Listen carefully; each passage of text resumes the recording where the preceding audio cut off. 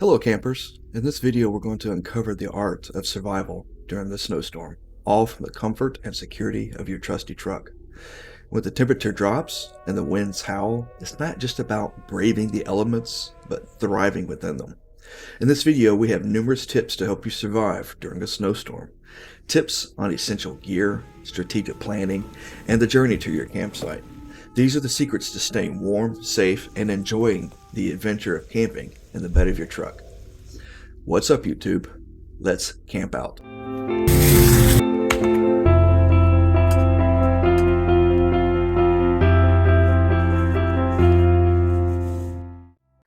Hello campers, in this video we're going to discuss some tips about surviving in the bed of your truck in a winter snowstorm.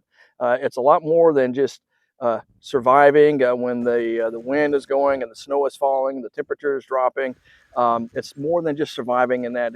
It's just about enjoying the experience. So in this video I'm going to have some tips on the planning, the equipment that you might want to bring with you, and the trip to your destination to camp. I got some tips, and I hope these will be beneficial to you. These are the secrets to staying warm, staying safe, and then enjoying your camping experience in the safety of the bed of your truck.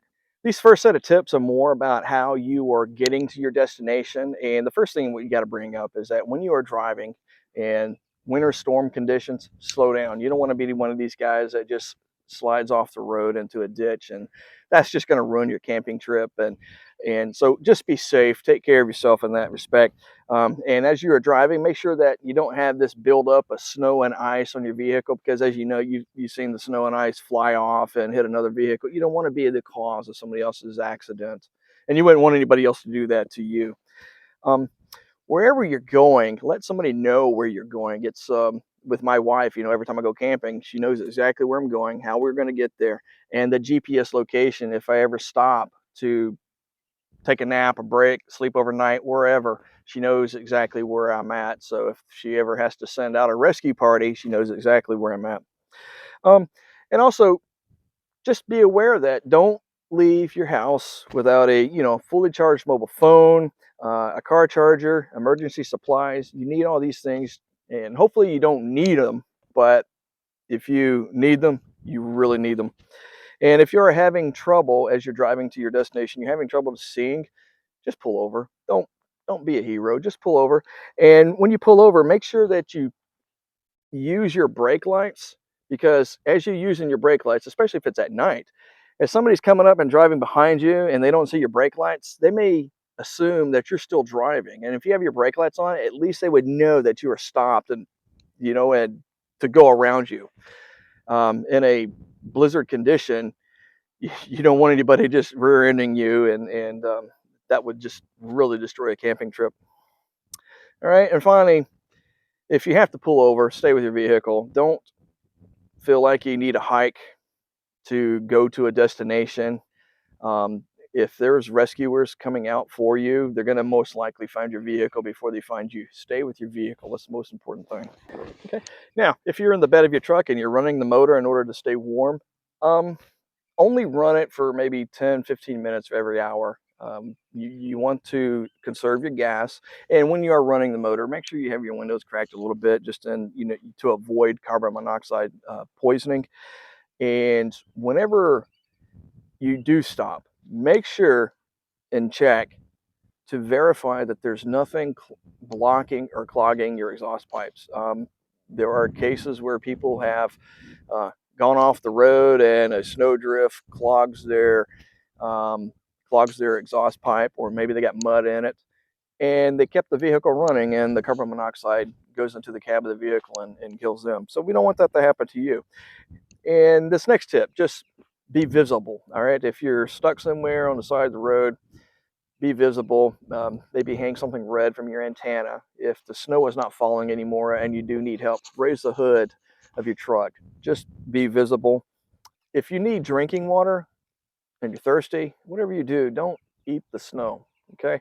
Um, did it as kids, I know, but the thing is that eating snow causes your body temperature to drop, and the last thing we want to do is maybe get you closer to hypothermia in a situation like that.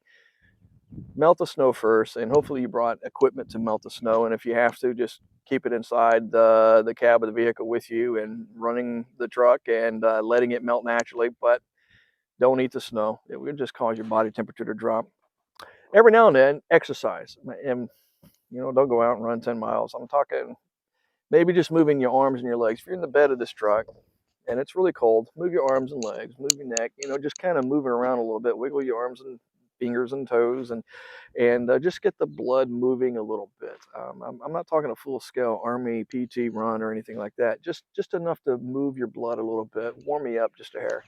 Okay.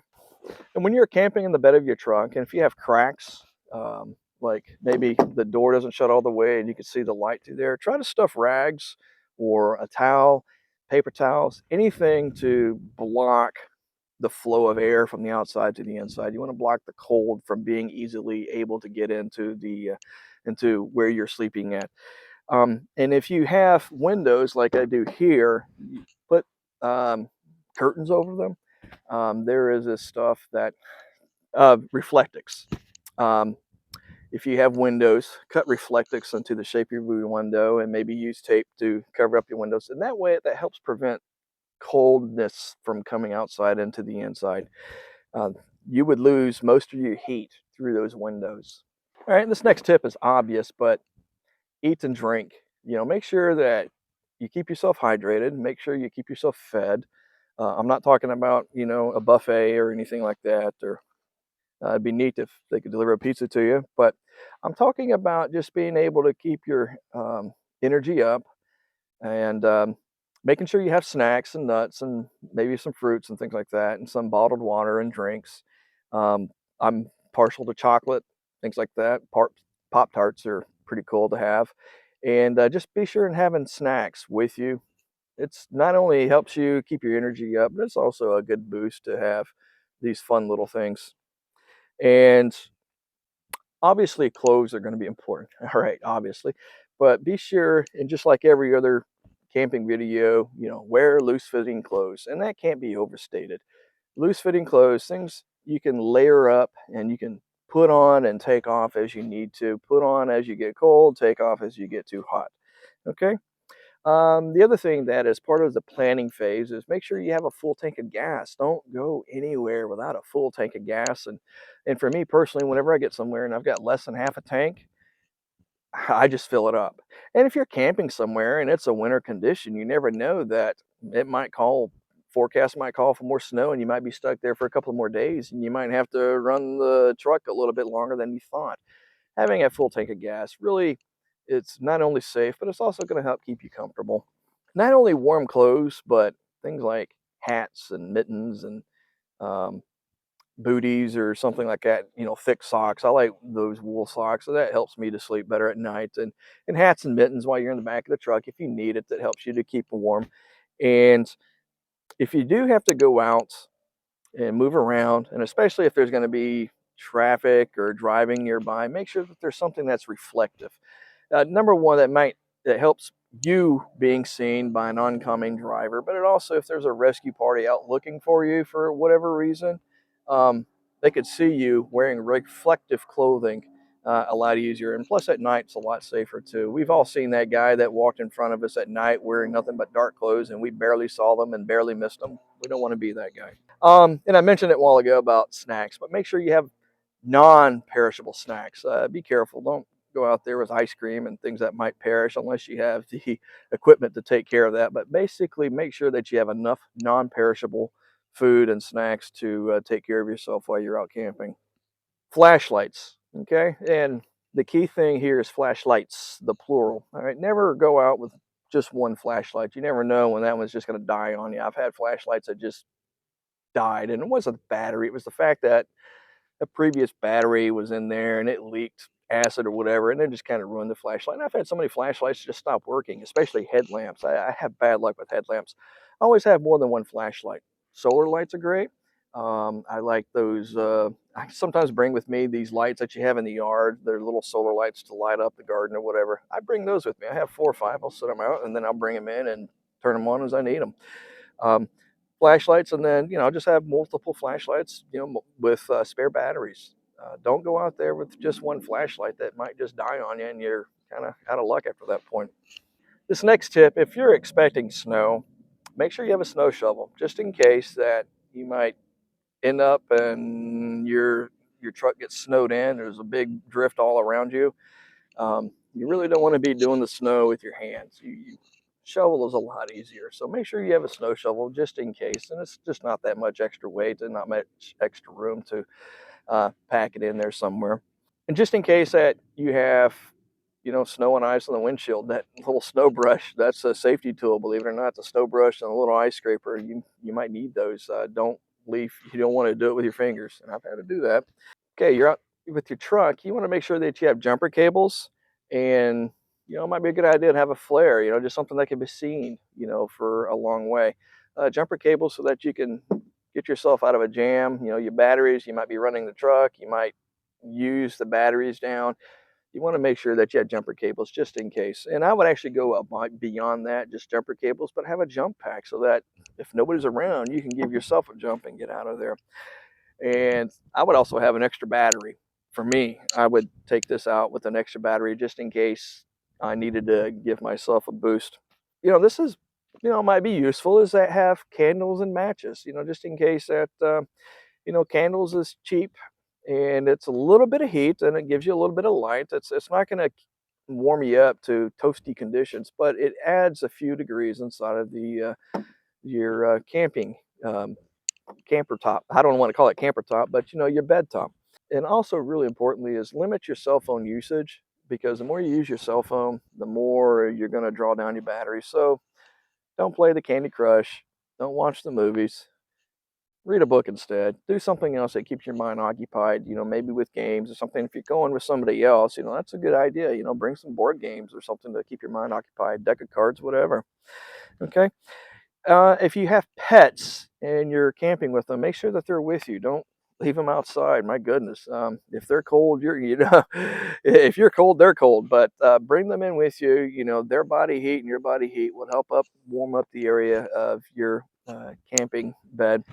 So, and make sure that they have like maybe a little doggy jacket or their own little doggy bed, something, a blanket, and also very importantly, if you are traveling with pets, make sure you have extra food and extra water for them. You never know when your 2-day trip might turn into a week trip because of the a bigger storm than expected came through. Okay, wherever you're going, make sure you have sand for number one, weight on the truck over the tires, but also as if you need to, you can get extra traction in an icy situation, sand or non-clumping kitty litter. Okay, and there's also gear. And it'd be really cool if you also had a winch, just in case you need it. Maybe even one of those hand winches if you need to. So if wherever you're going, it'd be good to have tire chains. You never know, that might be needed. Tow straps in case you get into a ditch and you need to get yourself pulled out, or maybe you might want to help somebody else out and have a tow strap to get somebody out of a dangerous situation. Yeah, tire chains and tow straps. Think about how you're going to do your heating and cooking. So if you're using propane, make sure you have extra propane cylinders. Again, if you're planning for 2 days, you know, make sure you have enough for a week just in case your trip gets extended. It's happened to me a couple of times where I wasn't able to come home on the day I wanted to come home. Um, with battery power. Now I have a solar generator, and I actually have two of them, and I don't always bring them, but I have a solar generator and a solar panel for each one of them. So make sure you have power, extra power than more than what you need, extra batteries, things like that. So, and just be careful. In a situation of a winter storm, you're not going to be getting much solar power out of it, but so be very conserving with regards to how much power you're using, and just make sure that every chance you get to charge it up, like the sun is out a little bit right now. Of course, it's not a winter storm. Um, you put that solar panel to use and really juice up your generator. Very importantly, practice. And what I mean by practice is before you go headfirst into camping in a winter storm, actually practice under mild conditions in your driveway or back of your yard or at a campground somewhere, but only in milder conditions. Don't just, if you're new at camping in your truck, Don't let the first one be a winter storm. You might just be a little bit too miserable, but hopefully you won't. Hopefully these tips will help you graduate into that level to where you can actually really handle and tackle a situation like a winter storm and being comfortable inside of the truck. Not only surviving, but just being comfortable.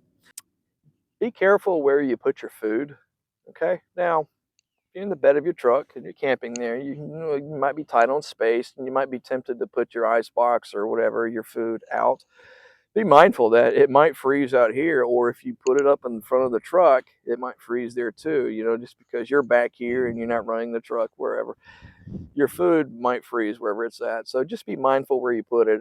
Now, if you are winter camping and it is absolutely miserable and you can safely do so, just pack up and go to a hotel or go back home. Don't make yourself miserable and let a miserable situation turn into a dangerous situation. If you're miserable, it's probably a good reason that you're miserable. Just go ahead and go to a hotel. Don't be a hero. Don't suck it up and stick it out. Just go ahead and count it as a learning lesson and just go to a hotel. I've had to do that. I've There were some situations to where we didn't think it was safe to get to the place where we were camping at, and instead of just camping on the side of the road, we decided to just go to a hotel. Okay, yeah, we chickened out, but it was actually a good bonding experience. So being in a hotel room with my sons and just hanging out and watching the storm outside. Okay, I mentioned this before, but I think it's a good idea to have an extra truck battery just in case you need to give yourself a jump, just in case you run down your own battery or your battery just completely dies and it can be jumped. I've had it happen.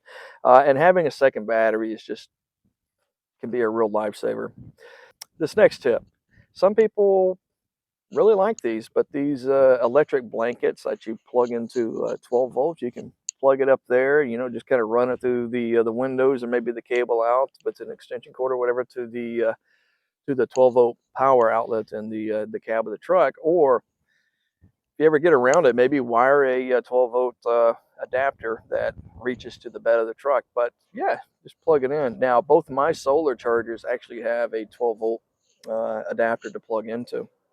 Okay, this next tip, if you are camping with a second person, it's a good idea. And if you don't mind snuggling up to this person, if it's like your brother or something, you probably wouldn't want to share sleeping bags, but um, or a good buddy, even then, you may not want to share a sleeping bag. But if you're camping with somebody and you don't mind snuggling up to them, a two-person sleeping bag would be a great idea because you would be warmer with another person's body heat within one sleeping bag than if you each had your own sleeping bag.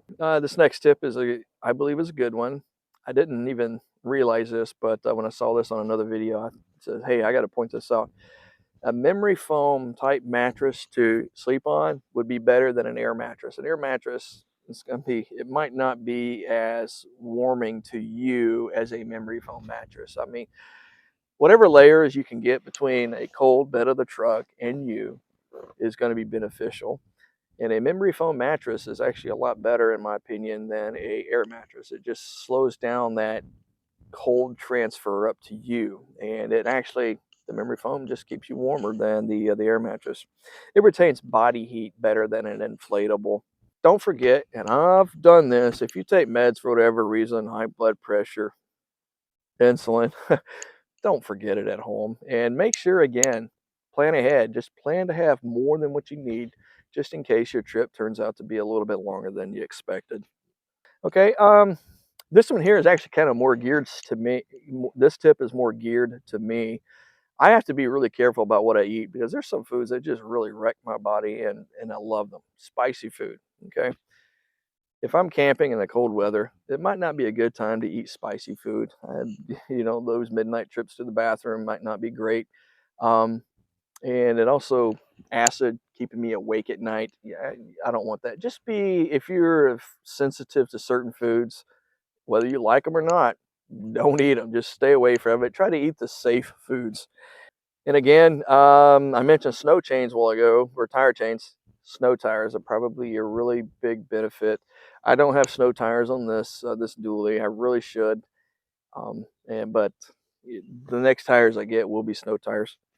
And the next thing to be mindful of is that cold weather. For me personally, the cold weather really affects my skin. I have psoriasis, and my skin in the cold just itches and burns. Have skin cream with you. Cold weather and wind is brutal on skin. Just, being able to take cream and put it on your hands is just wonderful feeling. And just helps you from being miserable to actually enjoying your experience. And not only skin cream, but chapstick. Don't leave home without chapstick. And I usually have to bring like 3 or 4 of those because I'll always end up losing one. I have it in this pocket and I can't find it, or it falls out, or wherever. Always have more than one, but chapstick is always going to be good, because if you have to get out into the snow for whatever reason and the wind is going, you don't want chapped lips. It'll just make you experience miserable. Okay, this next tip, and do this before you go on your trip. Okay, this next tip, with the whatever topper you have, try to install a liner on it. And I don't know what they call them. I guess it's like carpeted liner. And if it didn't come with it, try to install it. Get the kit that you can put up. And from what I understand, it's not that difficult to do it yourself. But these carpet liners will do a couple of things. One, it adds a little bit more insulation to this camper shell. And number two, instead of being the cold fiberglass or whatever, the liner makes it a little bit more difficult for moisture to gather and then to drip over your head. And I hate that when I'm camping, is having water dripping on my head because of the condensation inside of the tent. All right. So having a liner, a felt liner, helps prevent that. And speaking of condensation, have extra towels just in, wherever you see condensation, you can use these extra towels to help wipe things down. And because you're going to get condensation easier whenever you're in an enclosed space, especially have more than one person and a pet, you're breathing. It's going to get this water vapor in the air, and it's just going to condensate and fall on you. And number one, it'll make you cold, but number two, it's just not a fun feeling getting wet. This next tip is one of those, it's just an emergency situation, but hand warmers. Okay, hand warmers are just really cool to have. I used to use them all the time when I was skiing, and my hands got really too cold in those ski gloves. I would just slip one of these hand warmers down there, and in a pinch, I think with these hand warmers you can also cook a meal. If running out of propane or whatever reason, you can actually use a hand warmers to heat something up. But yeah, hand warmers are, if you're in an emergency situation, you would definitely would want one. Um, this next tip, toiletries. Don't forget them. Have toilet paper. Have wet wipes. Wet wipes are great. You know, just help clean up and make you feel fresh. Whenever you get into, if you're extremely filthy, dirty, sweaty, whatever, you know, getting these wet wipes out and cleaning up your body just makes you feel better and helps make you have a better situation. It makes the situation in the bed of your truck more enjoyable when you're feeling clean and not feeling dank and dirty and sweaty. Okay, toilet. Think about how your toilet situation is going to be. Or this is not really high enough for me to put like a portable toilet in there and squat over it. I'm just not that agile. I would have to do it out here. And there are things that you can get, like, I don't know what you call them, but they're like portable little mini tents, and they're called changing rooms or shower rooms. And they're probably this wide, square, but they stand up about 6 feet tall, and they pack down to like flats and about this big and like a circle. And then you could open it up and it pops up and you can stake it down, um, and they stand up. Now, if it's really heavily snowing or heavily raining, those things typically just kind of fall over for me. In my experience, I would actually, besides that, for me personally, I would just get a tarp and stretch it over the truck, and just so you could have a little bit of area underneath it next to the truck. I would do that instead of one of these little changing rooms, because they seem to fall down if you get a little bit of a snow load on it. But definitely think of your toilet situation. You're going to use a composting toilet, a portable toilet, however you're going to do it, however you're going to do your business. Just think about it ahead of a time. And again, just, practice camping beforehand. Don't find out that it's really difficult to go to the toilet in a heavy snowstorm. You really want to plan for that. Extra wool blanket. Um, I have to sleep. My sleeping bag is making sure my feet stick out, so my sleeping bag is never closed, and so actually I have to have my feet sticking out. So I had to actually put an extra wool blanket on top of me and then put the sleeping bag on top of both me and the blanket. So an extra wool blanket would be great. And if you don't actually need the extra wool blanket, again, it's just an emergency situation, just in case you need it. It can be used as a pillow. Have a stove. How are you going to cook? Make sure that you have the propane and the alcohol for it, or whatever you're using to cook with. Okay. Buddy heater. Again, if you're using a buddy heater or propane stove, only run it for like 10, 15 minutes every hour. Make sure you crack the little window space. Make sure you have a carbon monoxide detector. You don't want to get into a situation where, carbon monoxide, if I could say it right, carbon monoxide is nothing to joke with. It's a really a silent killer. You just don't know if it's there. And think about it. And again, check your tailpipes. Make sure they're not clogged up. If you're running a buddy heater, make sure you got airflow somewhere in there. It'll the airflow, a little crack in the window ain't gonna hurt you. Your heater is actually gonna heat up pretty well, even with a cracked window. Okay. For me personally, I would be using a diesel heater. I'm actually working on an adapter that would fit in this window on the side here to where I can pump in warm air through a dryer vent. So a buddy heater, diesel heater, there's other types of heaters, a catalytic converter heater, something that may be running off 120 volts, try to get one with low watts, that just a little bit of heat every now and then.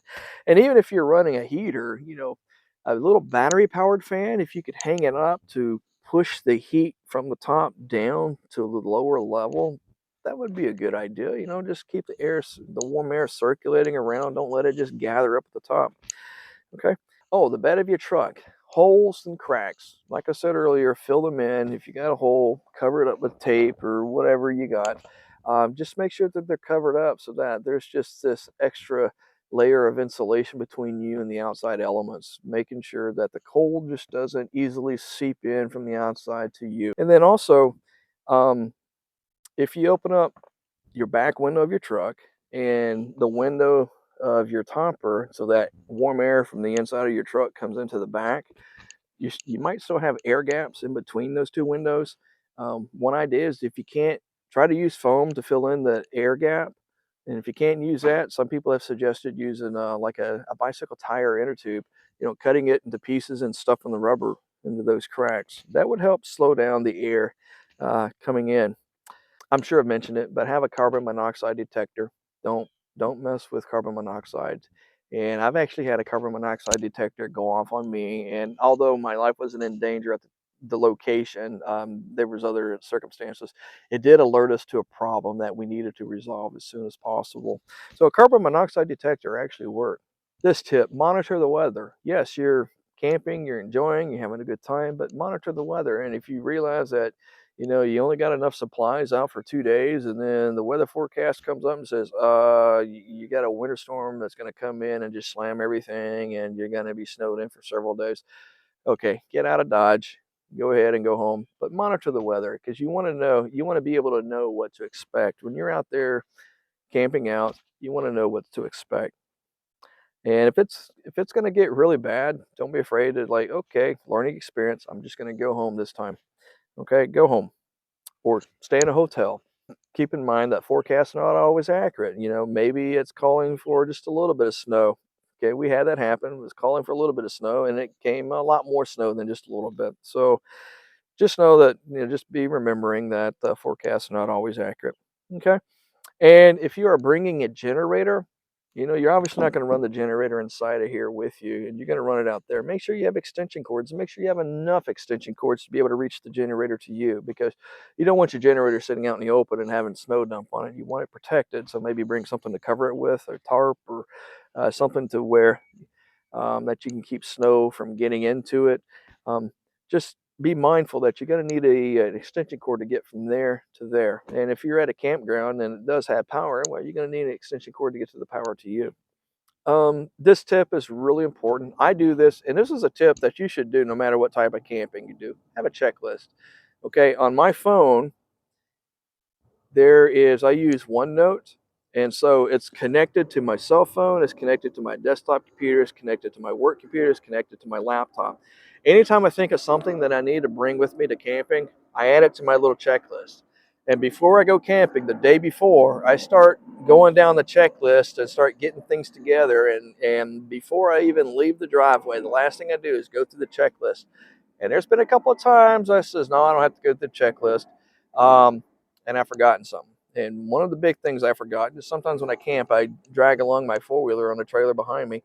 One camping trip several months ago, we went all the way there. We drove 7 hours. I left the keys to the four-wheeler here. That was so bad. And my son, he goes, well, I might as well camp too. So he ended up grabbing the keys for me and just coming on out there. So that way we could all have some fun. So it turned into a great experience, but it just wasn't fun to be able, forgetting the keys in the first place. But a checklist helps you to not forget things, because it could be just something else besides keys. It could be your meds. It could be toilet paper. It could be something that, oh man, this really sucks. You want a checklist to go through to make sure you have everything. Wherever you're going, and if you already got it planned out to exactly where you're going, check Verizon's website or AT&T's website. Check the cell phone coverage in that area. And just in case that there's no coverage in that area, at least know where to go to get good cell phone coverage. Generally, the locations around the property that we like to go camping at has good cell phone coverage on this side, but not on this side. But if you're going to another place that's unfamiliar to you, check the cell phone coverage in that area. Make sure you're good where you're going to be camping at. And if it's not good, make sure you know where to go to get cell phone coverage.